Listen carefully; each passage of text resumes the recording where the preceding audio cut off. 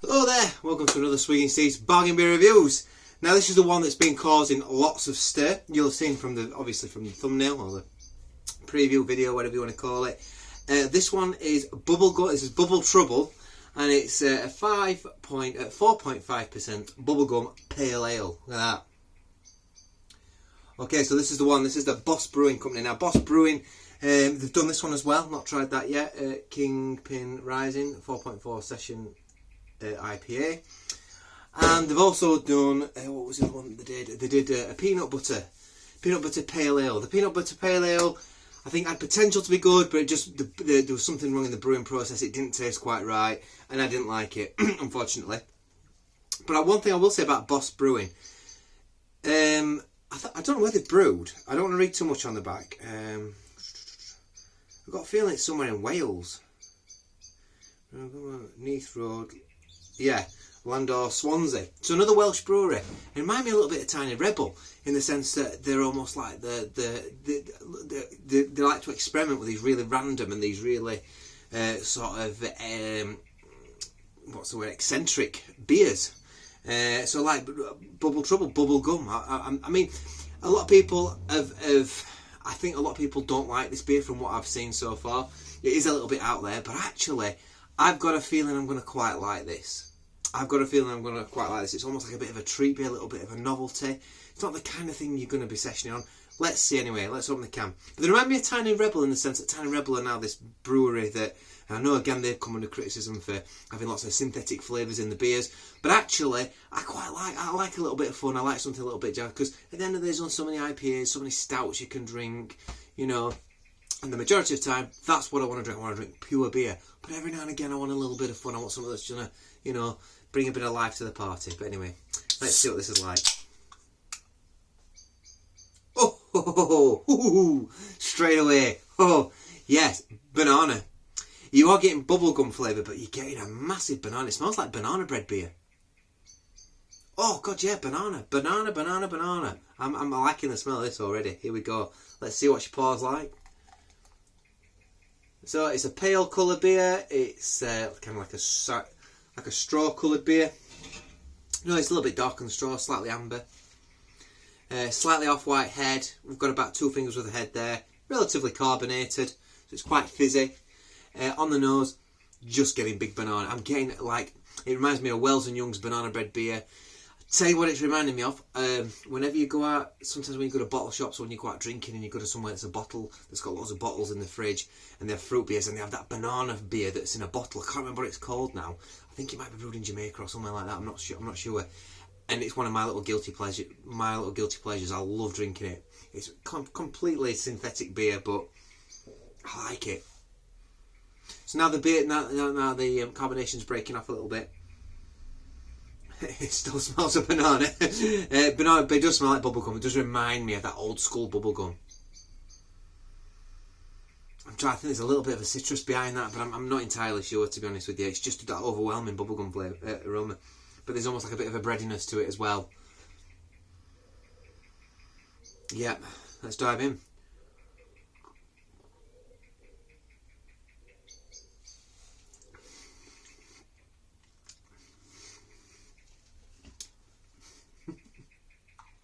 Yeah, exactly what it says it's going to be.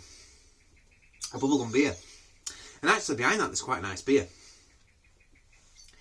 Let's talk about the beer that's behind it first.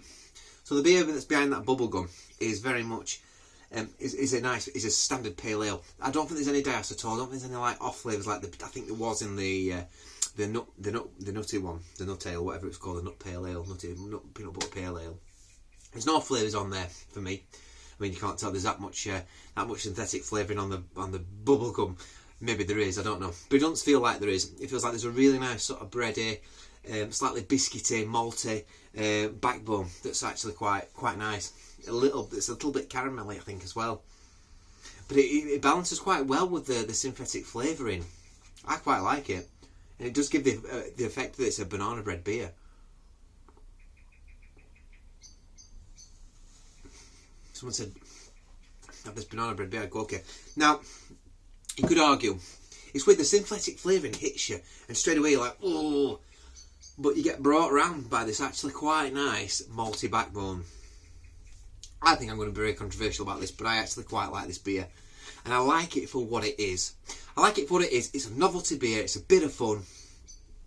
It kind of reminds me of like your last beer of the night. So you've had beers all day, and it gets to the point where you've had tons of stuff like this, and you've had your IPAs and New England IPAs, and actually they'll become very similar after a bit. You just get this citrusy sort of bitterness on your tongue that sometimes becomes a bit, I don't know what the word is. Everything starts to taste a bit tepid after a while, I think, sometimes. Because you can't get any flavours off anything. Because it's almost like you've worn your taste buds away with all these like tropical beers, and it gets to the point in the night where it's like, you need to like almost like say, right, I'm going to go on to like spirits or something that you can nurse, or something like this. It's a little bit of fun, where that flavour's going to punch through anything. And I quite like strawberry beer. I like to have a strawberry beer at the end of the night, or I like to have like something that's a bit fruity, something that's a bit like, you know. Some people like to finish on a strong beer, like they like to nurse like a Belgian Trappist beer or something, or take a few, or they might want a few single malt, double single malt whiskey or something like that. I don't know, but I quite like this. Some listen on there. Now the aroma, right on the aroma, then swished it around a little bit. A little bit sulphuric. But yeah, you're just getting that really sort of pear drops. That's the other thing you're getting in there. That really sort of chemically, almost like, yeah, that thing that's really. Wait, if you suck on a pear drop, it's got that really sort of, is it acidic? Is that the word? Acid drops? Yeah, you just call them acid drops, don't we? Like an acidic quality to it that will like, oof, you'll either like it or you won't. I suffer from asthma, and pear drops sometimes make me wheeze a bit. Don't know if that's a good or a bad. Well, it's not a good thing, is it? And I can feel the chemicals on this. It's almost like paint stripper or something. But I like it nevertheless. I do like it. Would I drink more than one of this? Probably not. I would drink one of these and have a bit of fun. I might drink two. I could drink two at a push, and I could quite enjoy this. I think it's all right. Body's a bit thin. And I think something else I've got to factor in. I paid $1.79 for this. $1.79. The beer behind it, yes, I did say it's quite a nice malty beer, but it's not £1.79 nice. Do you know what I mean? Okay, this is what it says. We've gone all retro with this pale ale, bringing you the original bubblegum flavour straight from the 70s. Expect a nostalgic blast of notes of banana, cherry and strawberry flavours, reminiscent of that traditional pink bubblegum of our younger days. We can't make the claim that it's great for blowing huge bubbles, although we can challenge you to try. Enjoy. Stand this bad boy in the fridge for 2 hours before pouring it. Drink from the can like a boss. I'm drinking this quite cold. It's quite crisp actually, cold. Bubblegum pale ale. Yeah, it is what it is. I mean, yeah, all those things that are on there. Does it say anything about the ingredients on this? No. Try our session. Kingpin Rising. Oh, it doesn't say anything about that. Some people like the artwork on that. I'm not that keen. I think the artwork's a bit childish for me. I'm not saying I like old traditional boring artwork as well, but like I like quite arty stuff. Being like coming from an illustration background myself, I quite like stuff like that's quite nice, you know. That for me is a bit. It just reminds me of like gothic stuff, and I don't know.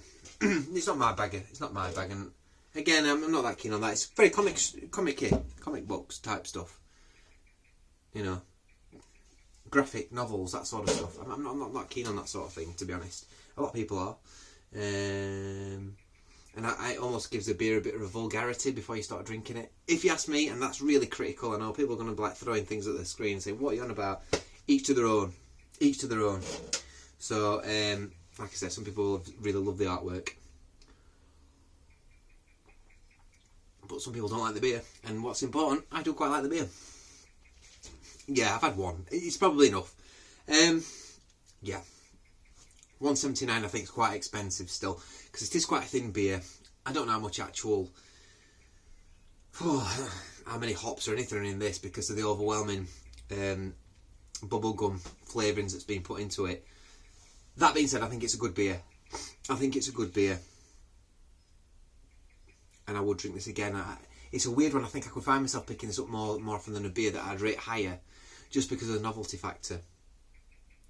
Do wonder if I'm going to get an headache though in 5 minutes' time because of all the E numbers that have been thrown into this beer. That being said, let's just call it, shall we? I'm going to give this beer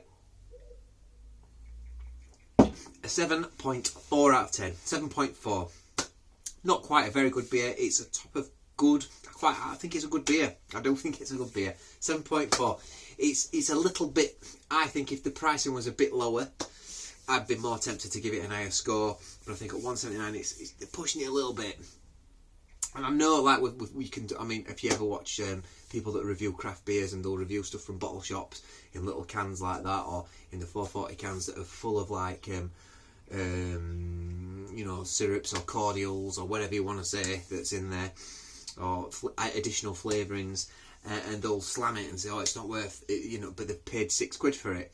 It's all relative, though. At the end of the day, I paid £1.79 when I could pay £1.79 for a beer in Tesco's that's full of real hops, real this, that and the other, like St Austell Proper Job is a good example, which is better, quite a lot better really, actually. But this is fun. It's a bit of fun, and for what it is, I quite like it. So 7.4 out of 10. I think I've been quite fair there. I've been Swinging Steve. Let me know what you think. Love to know what you hear about this beer. I'll see you on the next review. Bye!